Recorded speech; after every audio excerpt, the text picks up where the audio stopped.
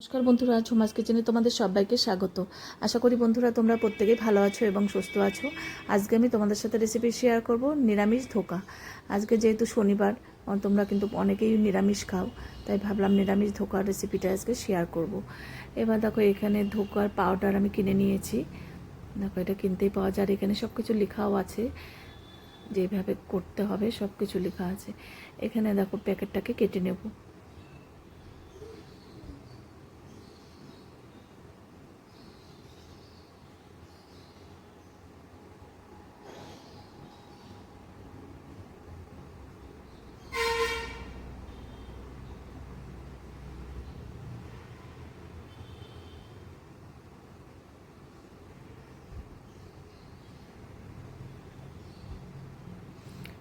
এবার দেখো, কড়াইয়ে জল দিয়েছি, এখানে 1 গ্লাসের মতন জল আছে।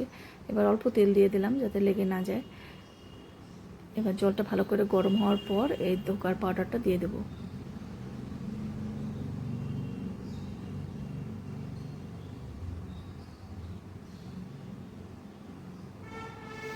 এবার এটা খুব ভালো করে সেদ্ধ করে নেব, আর জলটাকে পুরো শুকিয়ে ফেলতে হবে।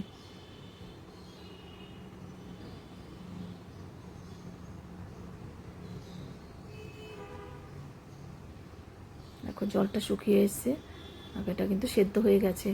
এবার আর একটু নাড়াচাড়া করে নামিয়ে নেব।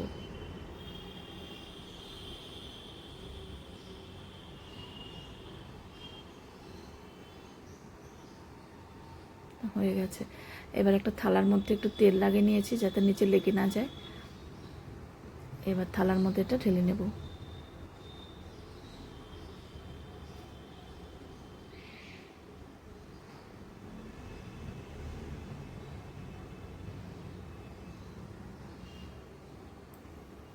এটা একটু গরম অবস্থায় হাতের তালু দিয়ে এটা ঠেসে ঠেসে এটা একটু স্কোয়ার করে দিলে কাটতে সুবিধা হবে।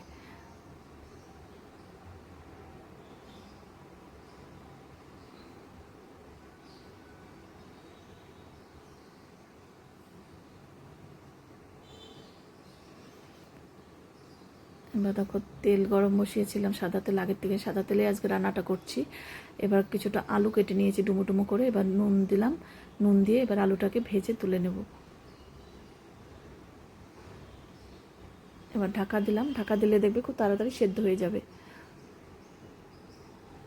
এবার দেখো, ঢাকা খুলে দেখে নিচ্ছি, আলু কিন্তু একদম হয়ে গেছে। এবার নামিয়ে নেব।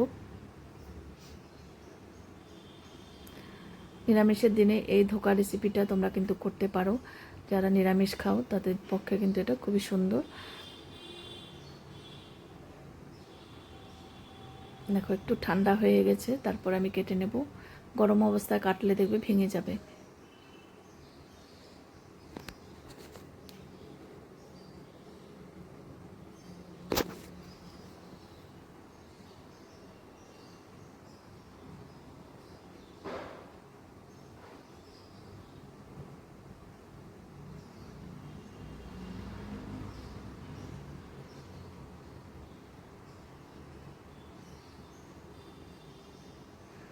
দেখো, আমি চৌকো করে কেটে নিয়েছি, তোমরা চাইলে বরফি করেও কাটতে পারো।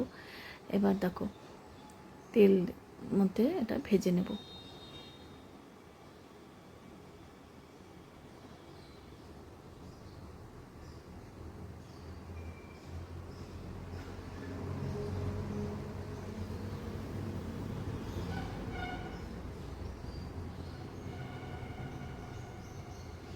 এবার অপর পাশটা উল্টিয়ে দিয়ে একটু লাল লাল করে ভেজে নেব।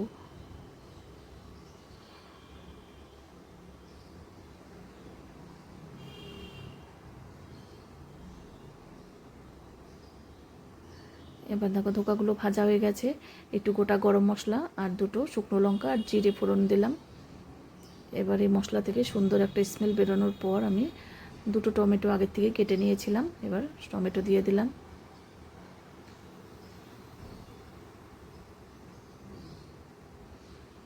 এবার একটু নুন দিয়ে দিলাম।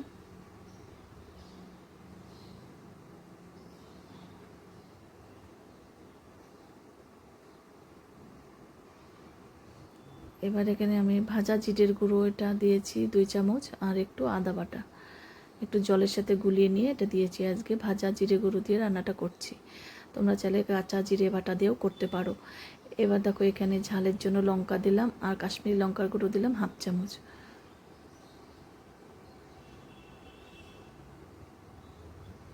দেখো মশলা কিন্তু কষানো হয়ে গেছে, তেল ছাড়তে শুরু করেছে, এতেই বোঝা যাচ্ছে মশলা কষানো হয়ে গেছে। এবার ঝোলের জন্য জল দিলাম, আর একটু জল দিতে হবে যেহেতু এই ধোকাতে কিন্তু প্রচুর জল টেনে নেয়। এবার ধোকা আলুগুলো দিয়ে দিলাম, এবার 2-3 মিনিট একটু ফুটিয়ে নিতে হবে।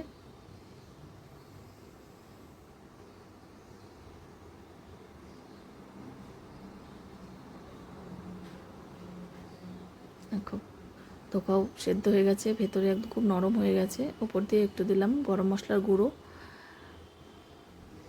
ধোকা কিন্তু একদম রেডি।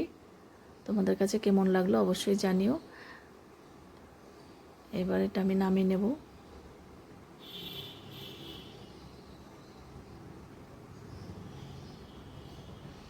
এবার একটা থালায় সার্ভ করে দিচ্ছি। ধোকার ডালনা একদম রেডি। গরম গরম ভাতের সাথে কিন্তু দারুণ জমে যাবে।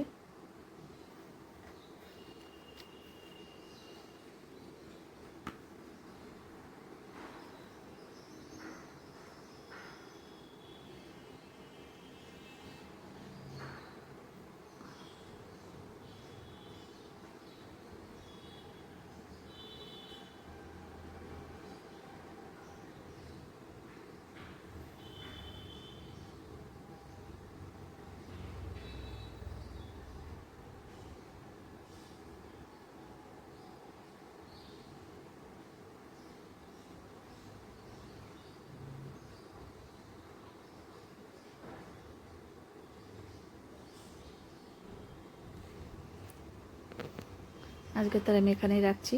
আবার যে কোনো রেসিপি নিয়ে তোমাদের সামনে হাজির হয়ে যাব। টাটা।